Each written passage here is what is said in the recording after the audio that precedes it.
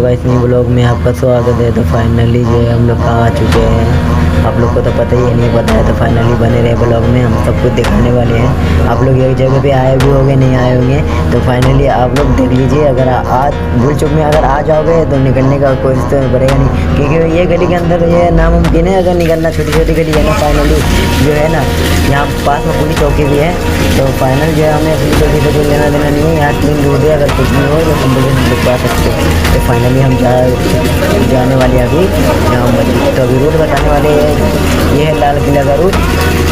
लाल किला के रूट में हमने नहीं जाना है, अभी जाना है जहाँ मस्जिद के रूट में। तो फाइनली अभी 3 रूट है, ये है जिस गली से आए हैं चांदनी चौक वाला गली से, इधर नीचे जो है उधर से लाल किला वाला गली से इधर जा रहे हैं जहाँ मस्जिद। फाइनली बहुत इतना डर लगा हुआ है ना। फाइनल अभी ब्लॉग बना के दिखा रहा आप लोग को, बताओ आप लोग 1 लाइक देने में कितना सोच रहे होंगे। फिर अभी जाऊँगा सबसे पहले बहुत खाना मैं खाऊँगा, फिर ब्लॉग बनाऊँगा। जब तक के लिए मिलते हैं नेक्स्ट ब्लॉग में। Bye bye.